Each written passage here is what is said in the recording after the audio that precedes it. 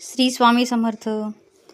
प्रत्येक स्त्री स्वतःपेक्षा जास्त आपल्या घरातील माणसं आणि घराला सर्वात जास्त महत्त्व देते, नाही का? कुठंतरी वेळात वेळ काढून तिने स्वतःसाठी जगलं पाहिजे. कधीकधी घरचे जसे म्हणतील तसंच असा विचार करून आपण जगत असतो, पण कालांतराने ती आपल्याला सवयच लागून जाते. जसा जसा वेळ जातो ना, तसं तसं आपल्याला आपल्याच वागण्याचा हा मनस्ताप होतो. मग वाटायला लागतं आपण तेव्हाच जर का योग्य निर्णय घेतला असता तर.